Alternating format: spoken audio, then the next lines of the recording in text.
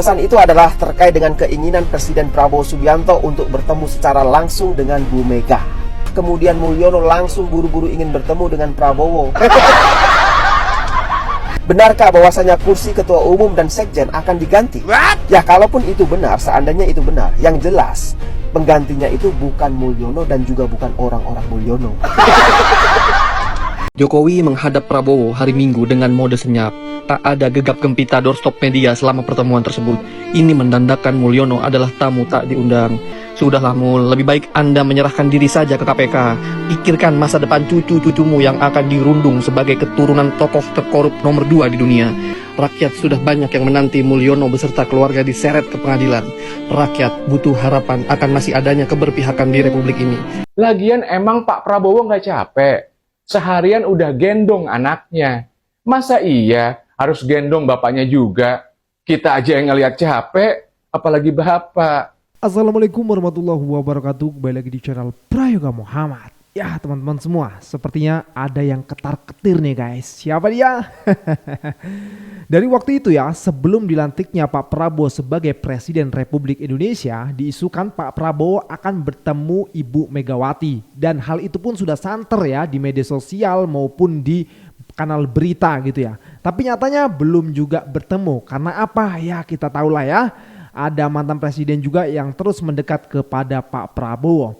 Tapi teman-teman semua, beredar lagi nih ya video waktu ulang tahun PDI kemarin. Dilihat di situ Mbak Puan yang bicara kepada Ibu Megawati walaupun tak dengar suaranya tapi terlihat dari gerakan bibirnya yang mengatakan bahwasanya Pak Prabowo ingin bertemu dengan Ibu Megawati. Nah hal itu pun akhirnya rame ya di media sosial dan dikomentari oleh para netizen. Tapi teman-teman semua, belum lama kemarin itu Pak Jokowi bertemu dengan Pak Prabowo. Ini ada apa ini guys?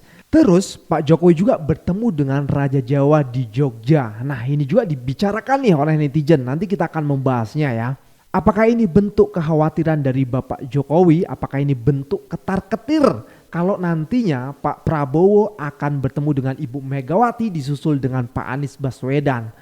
Coba kita melihat beritanya ya dari Gerindra ya. Gerindra, pertemuan Megawati Prabowo berdampak ke seluruh rakyat Indonesia. Dan di sini gue melihat kutipannya nih ya. Karena itu kalau kemudian ada pertemuan Bu Mega dan Pak Prabowo terjadi, apapun yang diobrolin maka situasi politik makin kondusif. Suasana negara makin bagus sehingga pembangunan akan semakin baik lagi. Investasi diharapkan makin kondusif dan seterusnya, tutur dia. Lalu bagaimana dengan si mantan? Jika Pak Prabowo akhirnya bertemu dengan Ibu Megawati, otomatis Pak Jokowi akan tersingkir. Bagaimana tidak? Pak Jokowi dengan Ibu Megawati ini sudah sangat tidak mungkin lagi bisa kembali. Tapi teman-teman semua, apa sih yang tidak bisa? Maka dari itu kita akan lihat ya nantinya bagaimana. Tapi sebelumnya kita lihat dulu di akun X. Tweetan dari Dum. Kabar Prabowo ingin bertemu Bu Mega memang sangat mengganggu Raja Jawa yang rakus kekuasaan. Ia pun segera bergegas menemui raja sesungguhnya di Jogja dengan tujuan minta bantuan untuk jadi penghubung agar bisa bertemu dengan Ibu Mega. Dulu waktu masih bisa kontak bertemu Bu Mega tanpa perantara disia-siakan. Malah nekat berkhianat halalkan segala cara. Sekarang sibuk cari jembatan supaya bisa bertemu Bu Mega. Lihat saja nanti waktu yang akan menjawab. Tentu rakyat pasti akan kecewa lagi nih kalau itu terjadi. Karena gimana ya? Kita kan lagi menunggu nih ya, banyak yang mengadukan persoalan Pak Jokowi ini kepada KPK. Setelah munculnya nama Jokowi di OCCRP. Jadi lucu lagi nih kalau nanti akhirnya Pak Jokowi bisa bertemu dengan Bu Mega sebelum Pak Prabowo bertemu dengan Ibu Megawati. Nah kita lihat nih komentarnya. Betul, benih-benih permusuhan yang ditebar Mulyono pada saatnya nanti bakal balas dendam. Bahkan sampai anak cucu 7 turunan semua gara-gara kebodohan Mulyono yang gak ketulungan. Mengapa Mulyono semakin gak tenang? Harusnya hidup nyantai di masa pensiun ini. Mending lu ngumpet di IKN Mul, tinggal dan diam-diam aja di sana sama para pemuja lu biar IKN ada penghuninya. Jangan banyak koar, malah banyak yang semakin membenci lu. Nanti lu mati jadi setan penunggu IKN. Wow, ngeri kali ini komentarnya. Tapi ngomong-ngomong IKN, kemarin itu beredar loh video IKN mulai terlihat mangkrak. Banyak pohon-pohon liar yang mulai menutupi jalan yang dulu dibangun di IKN. Nah, ini tweetan juga dari Seno Wirang. Kegelisahan sedang menyelimuti batin Mulyono sebab sedang santer kabar bahwa dalam waktu dekat Megawati akan bertemu dengan Prabowo. Dampaknya Mulyono merajuk ke Sultan Jogja. Raja Bansos galau katanya. Jokowi bertemu Sultan Jogja secara tertutup selama 1,5 jam. Ngapain aja ini guys? Menuju koalisi Mega Prabowo. Wow, ngeri juga ya. Karena nanti Pak Anies juga bisa merapat nih, keren nih. Ini bapak sakit jiwanya sudah terlalu parah. Jadi terus-menerus membangun jejaring untuk mengamankan keluarganya. Kalau tidak bersalah dan kalau anggota keluarganya pun punya kemampuan dan idealisme membangun negeri, apa takutnya? Mestinya ke Grogol, bukan ke Istana Jogja. Raja Solo menemui Raja Jogja dan seterusnya. Masih banyak komentar netizen, tapi langsung saja kita lihat videonya. Ya, ada yang menarik ketika di acara ulang tahun ke-52 PDI Perjuangan pada tanggal 10 Januari lalu. Jadi Mbak Puan Maharani tertangkap kamera sedang menyampaikan sebuah pesan kepada Bu Mega. Pesan itu adalah terkait dengan keinginan Presiden Prabowo Subianto untuk bertemu secara langsung dengan Bu Mega. Nah, meskipun sorotan kamera hanya memperlihatkan gerak bibir Mbak Puan, namun netizen plus 62 dan media nampaknya sudah bisa menangkap semua isi pembicaraan yang disampaikan oleh Mbak Puan kepada Bu Megawati. Nah, memang ya, mata netizen plus 62 ini kalau menurut saya sangat jeli sekali. Nah, setahu saya ya, Mbak Puan Maharani ini memang selalu menjadi jembatan komunikasi yang baik antara Bu Mega dengan para ketua umum partai politik, termasuk dengan ketum Partai Gerindra Prabowo Subianto. Nah, sepertinya gara-gara keinginan Prabowo ingin bertemu Bu Mega itulah kemudian Mulyono langsung buru-buru ingin bertemu dengan Prabowo. Makanya ya, Mulyono dari Solo kemudian langsung pergi ke Jakarta. Ya, meskipun alasannya itu untuk menghadiri undangan pernikahan dan lain-lain, tapi faktanya kan ketemu sama Prabowo, bener gak? Ya, harus diakui Mbak Puan Maharani selama ini memang sangat-sangat dipercaya oleh Bu Mega untuk menjadi penghubung komunikasi antar elit atau ketua umum partai politik. Bahkan ya, yang terakhir ketika di acara HUT Partai Golkar, Mbak Puan jugalah yang hadir untuk mewakili Bu Mega dan PDI Perjuangan. Dan Prabowo pun mengaku sangat nyaman ketika ada Mbak Puan Maharani di acara HUT Partai Golkar. Nah, dalam rangkaian peristiwa politik yang saya amati sejauh ini ya, bisa dibilang Mbak Puan Maharani ini adalah salah satu orang yang tidak diharapkan oleh Mulyono. Tapi hebatnya Mbak Puan ini adalah beliau bisa selalu menjaga hubungan yang baik dengan semua ketua umum partai politik. Nah, kalau Mulyono kan bukan ketua umum partai, bener gak? Jadi itulah alasan mengapa Mbak Puan Maharani selalu dipercaya untuk menjadi penghubung komunikasi antar ketua umum partai politik. Dan kabar terbarunya adalah pada bulan April nanti 2025, Presiden Prabowo Subianto akan diundang secara khusus untuk menghadiri acara Kongres PDI Perjuangan. Nah, disitulah akan ada banyak sekali kejutan, termasuk mungkinkah ada pergantian struktur kepemimpinan di PDI Perjuangan. Benarkah bahwasanya kursi ketua umum dan sekjen akan diganti? Ya, kalaupun itu benar, seandainya itu benar, yang jelas penggantinya itu bukan Mulyono dan juga bukan orang-orang Mulyono. Jadi jangan berandai-andai lah. Masa ya sudah dipecat masih saja mau jadi ketua umum partai? Yang benar saja, rugi dong.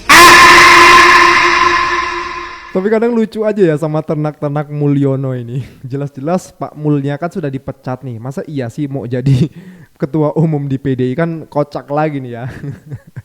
Tapi gue jadi ingat nih kata-kata Pak Anies. Kita dengar dulu sebentar ya.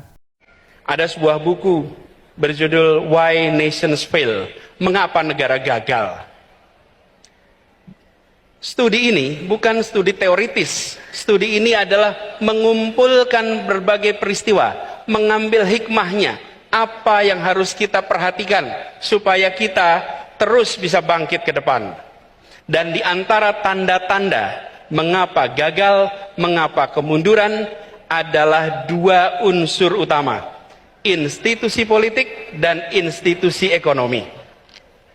Ketika institusi politik, institusi ekonomi itu bersifat ekstraktif, memeras, maka pelan-pelan negaranya akan turun.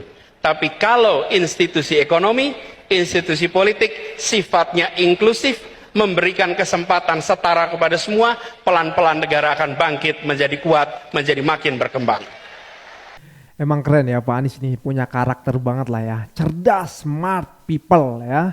Beliau juga punya gagasan yang kuat gitu loh, sehingga sama rakyat Indonesia itu nggak mudah untuk dilupakan. Ya mudah-mudahan 2029 Pak Anies maju kembali ya untuk bisa menjadi Presiden Republik Indonesia. Dan sekarang Pak Anies bisa nih untuk bergabung dengan Pak Prabowo membangun negeri ini, kan keren lagi nanti. Ada tuh yang bakal kebakaran jenggot kan. Nah teman-teman semua, ini soal KPK ini bagaimana nih? Apakah KPK akan memeriksa Bapak Joko Widodo atau bagaimana? Kita lihat video ini. Jokowi menghadap Prabowo hari Minggu dengan mode senyap. Tak ada gegap gempita doorstop media selama pertemuan tersebut. Ini mendandakan Mulyono adalah tamu tak diundang. Apakah ada hubungannya dengan pagar goib yang disegel oleh Prabowo ya? Gua sih cukup yakin kepentingan Mul kemarin itu disinyalir mencari jalan tengah untuk bohirnya IKN. Bagaimanapun hutang harus dibayar lunas. Mungkin kemarin ente jadikan Bung Beler sebagai jaminan kepada 9 naga. Ternyata nggak punya power apa-apa. Sudahlah Mul, lebih baik Anda menyerahkan diri saja ke KPK. Pikirkan masa depan cucu-cucumu yang akan dirundung sebagai keturunan tokoh terkorup nomor 2 di dunia. Ngemeng-ngemeng, IKN apa kabar nih Mul? Katanya mau rajin ngecek ke sana habis lengser. Kok malah sibuk buka wahana rumah hantu di Solo jadinya? Jokowi dilaporkan ke KPK. Guys, ada berita baru nih soal Jokowi. Jadi, menurut informasi yang beredar, Jokowi ini dilaporkan ke KPK loh. Pelaporan mantan presiden ini didasarkan dari dugaan korupsi sesuai rilis dari OCCRP guys. Pihak-pihak yang laporin Jokowi ini ada dari tim pembela ulama dan aktivis. Bentuk pelaporannya adalah pengaduan masyarakat dan udah disampaikan ke kantor KPK Jakarta Selatan. Tapi, para pelapor kecewa karena KPK tuh nggak serius loh terima pengaduan dugaan korupsi itu. Harusnya Jokowi tuh cepat dipanggil dan buktiin kalau emang dia nggak korupsi. Menurut kalian, KPK akan tanganin dugaan kasus korupsi Jokowi ini apa enggak ya guys? KPK keok nggak berani usut Jokowi. Guys, banyak banget pihak yang nuntut buat KPK usut dugaan korupsi Jokowi sesuai berita OCCRP kemarin. Tapi, sampai sekarang KPK kok kayaknya nggak berani nyentuh Jokowi gitu ya guys. Masa KPK keok kalau lawan Jokowi? Ketidakmampuan KPK lawan Jokowi ini diungkap sama perkumpulan aktivis 98 atau Nurani 98. Ray Rangkuti sebagai presidium bilang, KPK sekarang menyedihkan karena nggak berani usut Jokowi. Padahal kalau usut Sekjen PDIP Hasto bisa gercep banget. Justru KPK fokus ke kasus kecil kayak dana bantuan Bank Indonesia, blok dan pemerasan oknum polisi, dan yang lain-lain. Menurut kalian, emang bener ya guys KPK nggak berani nyentuh Jokowi? Apa Jokowi emang masih punya pengaruh? Presiden Korsel ditangkap, Jokowi kapan dong? Soeharto saja yang begitu dikdaya bisa ditetapkan sebagai tersangka dugaan korupsi oleh kejaksaan. Rakyat sudah banyak yang menanti Mulyono beserta keluarga diseret ke pengadilan. Rakyat butuh harapan akan masih adanya keberpihakan di Republik ini. Rakyat berhak menagih pertanggungjawaban Jokowi atas kesengsaraan yang mereka rasakan hari ini. Sudah cukup kita melihat anjang sana anjang sini Mulyono mencari perlindungan.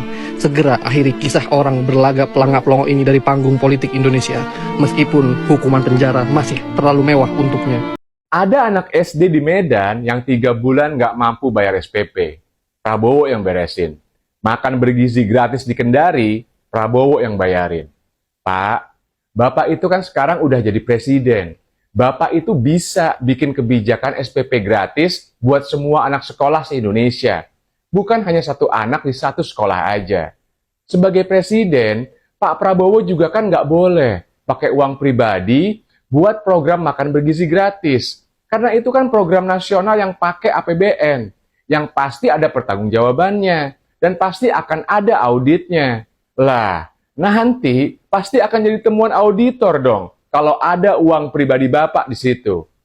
Saran saya, Pak Prabowo sebagai presiden, daripada berpotensi menyalahi aturan dengan menggunakan uang pribadi, mendingan Bapak geser atau stop aja sekalian anggaran proyek strategis nasional warisannya Jokowi.